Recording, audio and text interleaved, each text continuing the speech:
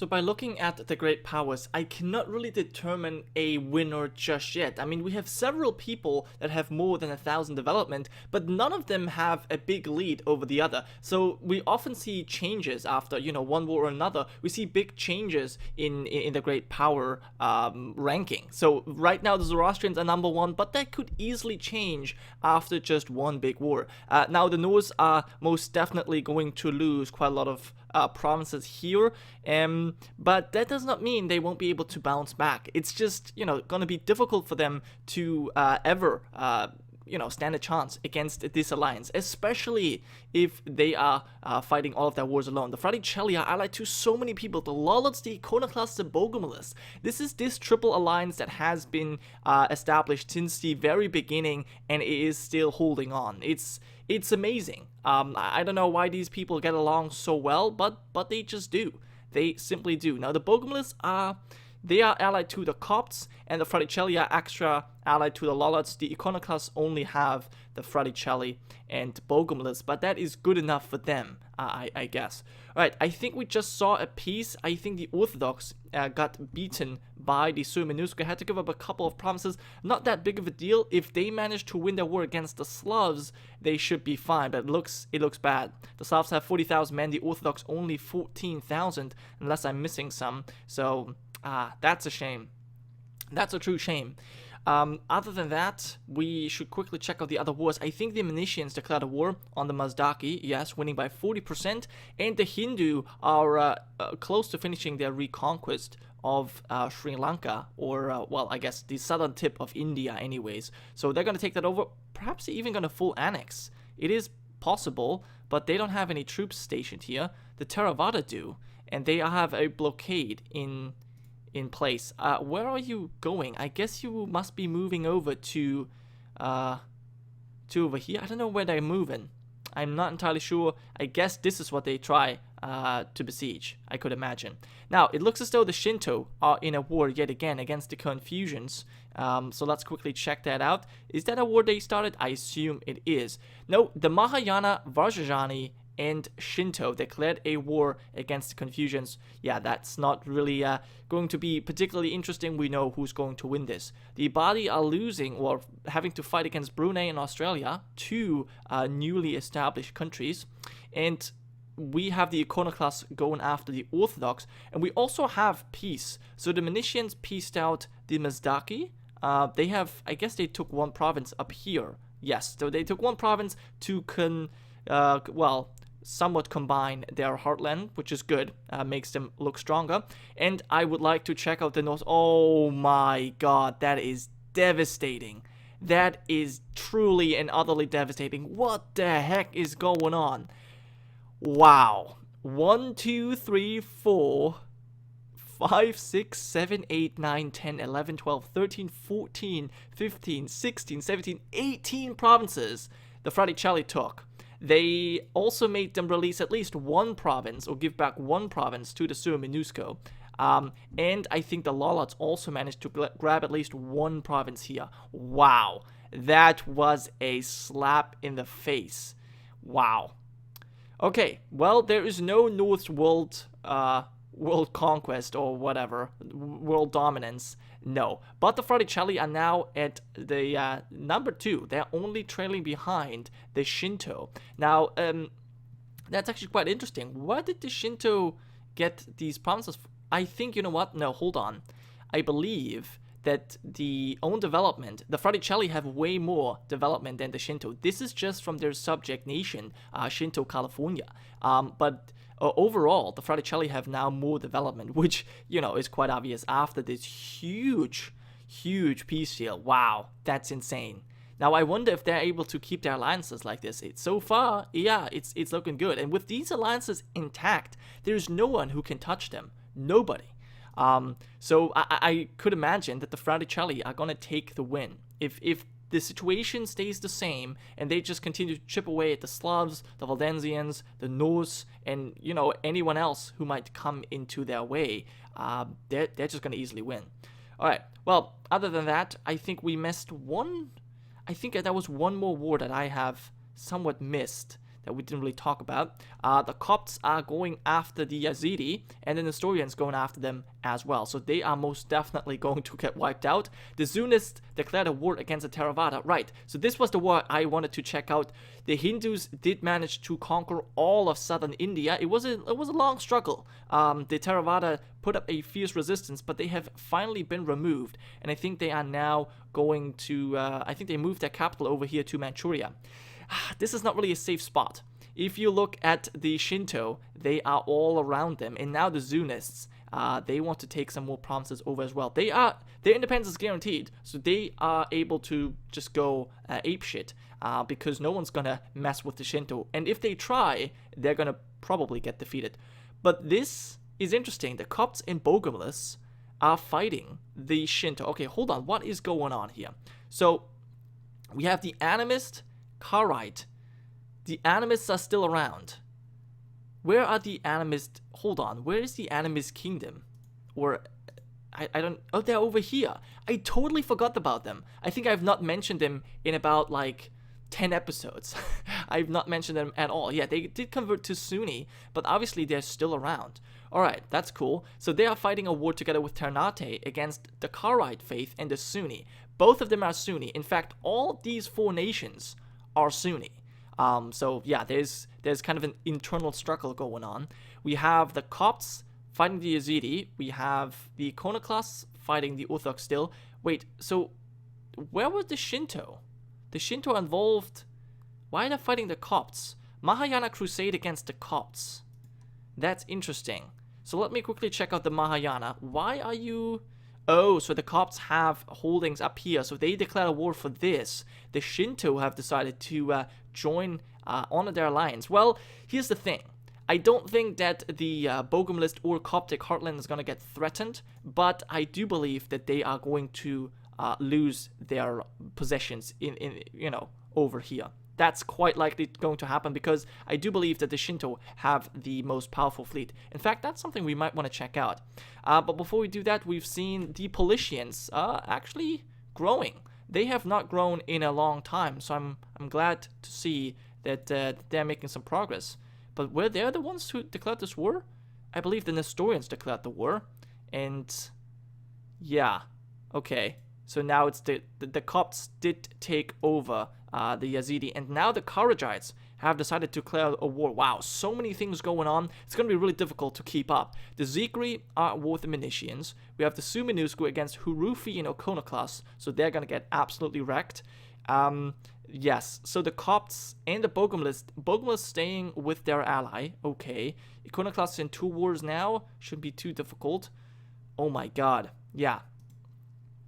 So what kind of setup do we have? You are currently facing Orthodox and Suomenusko, helping out the Hurufi. You could get overrun.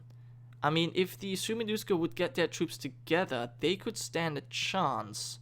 But at the moment, it does not look like they're maneuvering their troops around all that useful. Now, meanwhile, the Orthodox are actually using that time, this distraction, to besiege Constantinople, their old capital, and they might be able to get it back from the Iconoclast. I doubt it, but they have actually managed to siege it down. Okay, that is interesting, because I do believe it's an imperialist war, and since Theodoro is still in Orthodox hands, well, no, they're losing by minus 58%, so never mind. But they could maybe get a white peace out of this. I'm not too sure. The Kharijites are once again being overrun by the Copts. That was poorly done. And you're wrong. Or it was your fault, I should say, because you are the ones who declared the war. All right. Well, I'm not able to keep up with all of the things going on. So I guess I'm just gonna have to zoom out for a little bit and let you guys have a look at what is going on, because I don't know. I don't know what's going on. So many weird things. It looks as though the Theravada, they're still fighting the Zunists. Oh my god. I have no idea. I must capitulate because of all of these wars. Okay, so Australia is looking awfully nice. What are you Ibadi still? I think you're Ibadi, yes. Okay, so that's at least the same. The Lollards are now taking over Madagascar. The Cape is under Cathar control, and the Reformed are going after, well, this general area. What is this region called? Quilimane? No, I'm guessing there's a better name for this. East Africa. Well, yeah, Southeast Africa, I guess. That does make sense. Okay, so fetishes still have not been in a single conflict in the entirety of this series. That's good for them. And the Ashanti, I believe you are fetishes, right? Okay, you did spawn, however. The Catholics are over here now. Interesting. So they have a little bit of Africa for themselves after the Cathars kicked them, well, almost completely out of Iberia. They have nowhere else to run. They've been kicked out of Rome, out of Iberia, out of the Caribbean. It's just, they're being pushed around. Alright, so how is Suomenusko doing? You are in a stalemate so far, which I suppose is good. I guess it's really that the Iconoclasts are so busy with the Orthodox that they can't really focus on the Suomenusko. But that's actually, you know what? Just recently, the Orthodox were losing this war by -58. Now it's only by -15. So they might yet come back and take over Constantinople. And there we see 2 battles lost by the Iconoclasts. Okay, so maybe they've taken on a little bit more. Maybe this is the way this alliance block can get broken up, by fighting each member of this alliance individually. The Copts are being defeated. Well, to be fair, the Copts are not being defeated. They're actually just growing in power.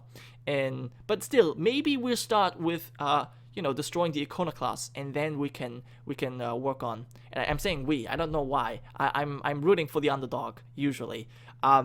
I guess I just feel like that it's too easy for the Fraticelli to get away with a victory now. If things stay this way, it would be an easy victory for the Fraticelli, and I don't want that. I think they should get some competition, and maybe it's gonna be, I don't know. No, I think it's there's no one who can actually face them at this moment. Only a coalition could really do something against the Fraticelli. But yeah, so how are the Iconoclasts doing? You are still winning against the Orthodox, and they now have rebels, so they're not going to be staying in this war for too long, I don't think. Anything else that's going on? So the crusade, the Mahayana crusade, is going forward, but yeah, not all too well. The Suomenusko, they're winning their war, and the Zikri are losing against the Menicians. The Zunis are also doing a good job against the Theravada up here, although it does not look like they have anything besieged. That's actually kind of strange. I thought for sure they would have all of this occupied by now, but no, that's not the case. Okay, so how is this war, the Inno-Sunni war, going on? It's a stalemate for now. Okay, no, actually, the blockades are definitely in place, but the Wargol of Crete is still not under control. Well, you're never gonna take Crete, because I do not believe that the Suez Canal has been built, so therefore there is no way you're gonna get over here. Actually, I'll take that back. I'll take that back, because I just noticed a big animist fleet right here, but it looks as though your troops have been beaten back by the Karaite garrison, so it's going to be difficult for you to actually get a foothold there. So the Copts finished off the Kharijites. They took another 2 provinces. I think in the first war they took 2 provinces, and now they took another 2. They're not really taking all that much, but they're definitely showing their strength. The Kharites are a huge disappointment, in my opinion. I was really hoping that they would be kind of a major player, but they've been flying under the radar for the entire first half of this series, and then they lost 2 wars to the Copts, and that was that. They didn't do anything else. Huge disappointment right there. But not as disappointing as the Fetishes, who actually, never mind, the Fetishes are at war. Is it the Fetishes that are going to take on the Lollards and the Fraticelli? Wow. Okay, so let me check this out. So the Iconoclasts are winning their war. They're losing the one where they defend the Hurufi, but that might not really destroy their country that much. We have the Copts and Bogomilists engulfed in a war against the Shinto and Mahayana, and the Lollards are defending with the help of their ally, the Fraticelli, against the Fetishes. Well, okay, so I was just gonna say that the biggest disappointment are probably the Fetishes, but they are yet here to prove me wrong. They have the chance to defeat at least one part of the coalition, the so-called Balkan Alliance, the Lollard and the Fraticelli. That would be nice if they could actually take over some. Well, but then again, you know what? I'm getting excited, but honestly, it's not going to be anything particularly special. They're just going to take these two provinces, and that's it. They don't even have a fleet. They don't own a coastal province, so there's no way, except if they really walk all the way up there, that they could get their troops home. And if they would do that, they would probably lose, because then it's going to take way too long for their units to reinforce, so that would probably be a bad idea. So this is all they can occupy. These few meager holdings is all they can take, and then they have to wait for their enemies to come to their shores. All right, well, let's have a quick look at the South America here. The Inti have been awfully quiet as well. They're allied to the Norse, however. That's an interesting alliance to keep in mind. Venezuela is looking pretty nice, still allied to the Caribbean. Catholics staying together. The Protestants decided to go after Brazil. The Cathars, well, I guess they're leaving this to their colonial nation, Cathar La Plata, and Brazil. Okay. The Norse are here. How is North America looking? Because we haven't checked that in a while. The Totemists are quiet. So are the Nahuatl. Okay, we see Nova Hollandia having formed, and the new reform phase still around. Good. Okay, so far so good. California is not really doing all too much. They're besieging some of the Coptic holdings. Now that might be something that the Shinto want to take over, just for sake of nice borders. They want to take over Coptic Alaska, I could imagine. I would certainly take it over if I was them.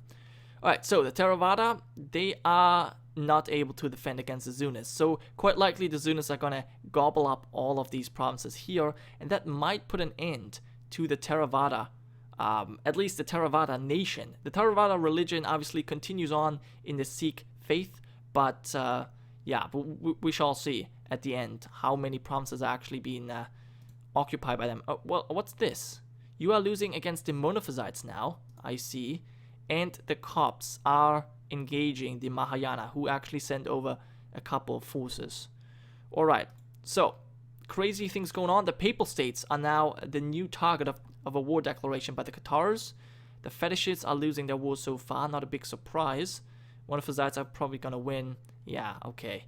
So the Suomenusko, I guess, managed to peace out the Iconoclast. They went for white peace, and I do believe the Iconoclast did take one province from the Orthodox, and I think they took another one.